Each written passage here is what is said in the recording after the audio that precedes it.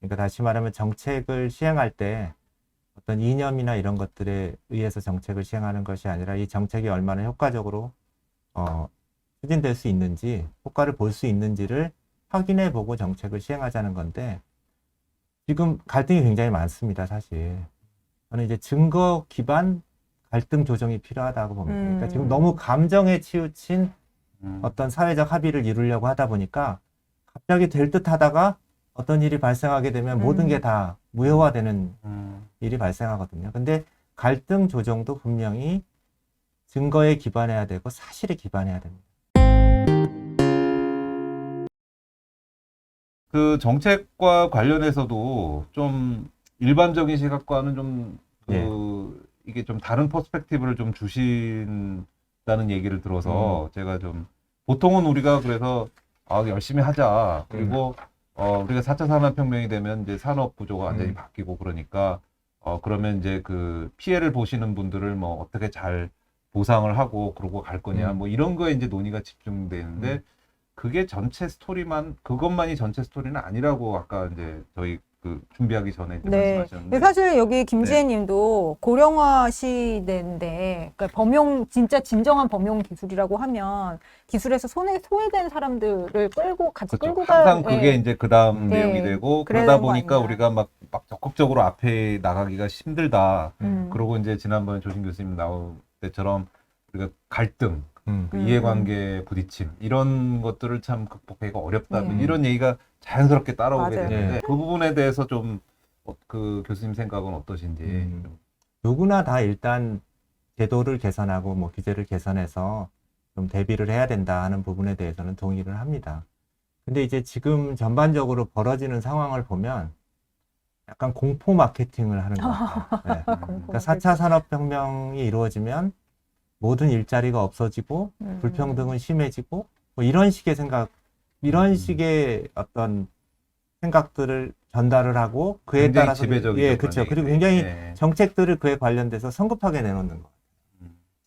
우리가 분명히 준비는 해야 되지만 기본적으로 어떤 일들이 벌어지고 있는 데에 대해서 좀 객관적으로 보고 하나씩 나가도 저는 늦지 않다고 일단 봅니다. 그래서 막연한 두려움을 좀 없애야 된다고 봅니다. 아직까지는 뭐 오토메이션이나 이런 것들에 따라서 일자리가 줄어든다 하는 근거들은 어느 정도 있지만 대부분의 일자리는 서비스업에 있고 서비스업에서 없어지는 것만큼 또 생긴다고 하는 주장들도 상당히 많이 있습니다. 그래서 한쪽으로 완전히 없어진다라는 것이 지배적인 견해는 아니다는 점을 말씀을 드리고요.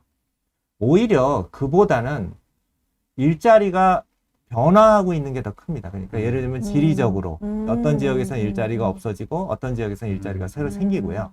그러니까 어떤 직종에서는 없어지고 어떤 직종에서는 생기는 겁니다. 그러니까 단순히 숫자의 문제가 아니다라는 말씀이신 그쵸. 거죠. 그렇다고 하면 일자리 이동이 잘 이루어질 수 있도록 하는 것. 음. 이런 부분들이 훨씬 더 중요한 거예요. 그러니까 우리가 할 수 있는 부분이 충분히 있는데 다 없어지니 뭐 기본소득을 통해서 영원히 우리는 네. 일자리가 없으니까 네. 나라에서 어떻게 해줘야 된다라고 생각하는 것보다는 그럴 수도 있습니다. 있으니까 그것에 대해서는 충분히 방안을 준비하고 논의하지만 성급하게 실시하기보다는 지금은 일자리가 이동하고 한쪽으로 치우쳐 있는 부분들을 어떻게 해결할까를 먼저 생각하는 것이 맞다고 그러니까 생각합니다. 우리가 마치 4차 산업혁명이 오면 대량 실업이 일어난다는 거를 당연한 것처럼 받아들이고 그러니까 대량 실업인데 뭐 어떻게 하겠느냐 기본소득이라도 줘야지 약간 이래서 기본소득 논의를 막 성급하게 그리로 넘어가는 경향이 있는데 지금 말씀하시는 거는 그게 전혀 프로브된 사실도 아니고 아닙니다. 물론 변화가 없을 수는 없겠죠. 변화는 있는데 그 변화의 양상이 꼭 그런 방향으로 이루어지지 않고 뭐 그런 변화라는 게 어떤 좀 한 섹터에서 다른 섹터, 한 지역에서 다른 지역으로 그런 류의 변화라면 그런 거를 잘 서포트하는 게 오히려 더 의미가 있지 않느냐 이런 말씀 좋은 말씀이신 것 같습니다. 네. 네. 두 번째로 네, 두 번째가 두 있어요. 번째는 예, 예. 이제 사실 비슷한 내용인데 불평등에 대한 막연한 또 두려움이 있더라고요. 근데 불평등을 늘리는 부분도 있고요. 또 불평등을 해결하는 부분들도 사실 있습니다. 그러니까 4차 산업혁명 기술이라고 하는 것이 사실은 대기업에게 유리한 부분도 있고요. 반대로 중소기업에 기회를 주는 부분들이 있습니다. 그래서 사실 4차 산업혁명을 통해서 우리가 해결하지 못했던 여러 가지 지역적인 불평등이라든지 아니면 다른 불평등의 문제들이 있는데 이걸 해결하는데 긍정적으로 사용할 수도 있다는 거죠. 그렇죠. 사실. 음. 무조건 좋거나 무조건 나쁜 건 없다는 겁니다. 불평등의 네. 축도 분명히 어떤 부분에선 불평등이 커지겠지만 어떤 부분은 우리가 해결하기 어려웠던 불평등의 문제를 없앨 수 있다는 예전에 그 우버 같은 경우도 뉴욕에서 엄청나게 이제 커 나갈 때 그런 컴플레인이 있기는 있었어요. 도대체 말이 안 통한다고 우버 기자하고 그러니까 사실은 굉장히 일을 바로 사실 근데 얻기 말할 어려워. 필요는 없잖아요. 아, 뭐 그렇기는 네네네. 하죠. 네. 근데 이제 그 일자리를 얻기 힘든 초창기 이민자들이 쉽게 진입함으로써 어떻게 보면은 빨리 그 이민한 지역에 안착할 수 있는 기회를 그런 기술들이 제공을 할 수도 있는 거고. 하여튼 그러니까 지금 말씀하신 불평등을 내용이 해소하는데 오히려 도움을 주는 줄 수도 네. 있는 예, 그런 부분들을 지금 그런 말씀을 부분들이 하시는 분명히 거예요. 있다라는 것이죠. 그래서 그런 부분들을 좀 더 적극적으로 활용하는 것이 네. 맞다라고 생각합니다. 그러니까 네. 우버가 예를 들면 어떤 지역에서는 뭐 교통 시스템이 잘 되어 있는데 우버가 들어오게 되면 갈등만 클 수 있는데요. 또 어떤 지역에서는 교통이 낙후되어 있는 지역에서 대규모 인프라 투자를 하기 어려운 상황에서 우버를 통해서 해결할 수도 있는 거고요. 차 없는, 특히 미국에서 이제 저소득층이 차가 없어서 굉장히 불편한데 우버를 통해서 큰 혜택을 볼 수도 있거든요. 그래서 이런 부분들을 생각하면서 이제 무조건 부작용은 조금 있다고 해서 금지시키는 거는 조금 우리 예전에 네. 얘기한 원격 의료도 사실은 뭐 예. 그런 네, 부분이 네, 있죠. 네. 소외된 그 지역에서의. 우리가 항상 보면은 뭐 그런 아까 공포 마케팅이라고 말씀하셨는데 그런 뭐 불평등이 심화될 거다, 대량 실업이 생길 거다, 이제 이런 것들이 정말로 그 걱정을 해서 그러시는 분들도 있지만 약간 그 좀 기득권의 그 보호라고 할까? 이게 그런 식으로 이제 초점이 맞춰지면서 그 내 기득권을 보호해야 되겠으니까 들어오지 마 이렇게 얘기할 수는 없으니까 오히려 그런 좀 네거티브한 부분을 좀 부각시키는 면이 있는데 그 정책 당국이나 제3자의 입장에서는 그런 부분들을 좀 잘 가려서 접근을 해야 될 것 같습니다. 그래서 결론적으로 드리고 싶은 말씀이 앞에 두 가지 관련된 건데 저희 이제 요즘 증거 기반 정책이라는 말을 많이 하잖아요. 그러니까 다시 말하면 정책을 시행할 때 어떤 이념이나 이런 것들에 의해서 정책을 시행하는 것이 아니라 이 정책이 얼마나 효과적으로 추진될 수 있는지, 효과를 볼 수 있는지를 확인해 보고 정책을 시행하자는 건데 지금 갈등이 굉장히 많습니다, 사실.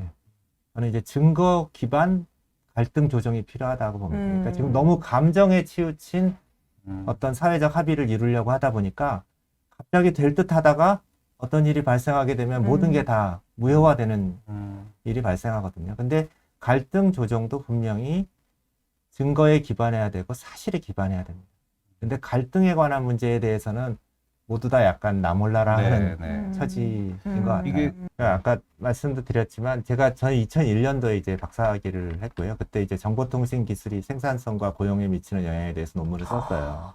정확하게 지금 네. 이런 네. 비슷한 2001년도면은 저 20년 전인데. 미국에서 네. 유학할 때 막 구글 그때 막 쓰기 시작했고 우와 이런 게 있어 막 이랬던 시절인데 그런 시절이었는데 그 당시에 경제학자들의 입장은 너희 그러면 여기다 PC를 잔뜩 쌓아놓으면 생산성이 높아지고 뭐 이런 식으로 굉장히 보수적이었어요. 지나칠 진짜 정도로 시니컬하게 그렇죠. 이 디지털 어떤 변화에 대한 상당히 지나치게 보수적이었다고. 근데 지금은 또 지나치게 앞서간다 하는 느낌이 듭니다. 이게 아직 일어나지도 중간이 않은 없어, 부분이 중간이. 많은데 20년이 지난 이 시점에서는 그러니까 너무 보수적이어도 안 되고요. 너무 앞서가도 안 된다는 겁니다. 네. 어떤 상황이 벌어질지에 대해서 여러 가지 시나리오를 준비해야 되는 건 맞지만 기본적으로 모든 정책이라고 하는 것은 사실에 근거해서 해야 되기 때문에 막연한 두려움을 가져도 안 되고 막연한 낙관을 가져도 안 된다고 생각을 하고요.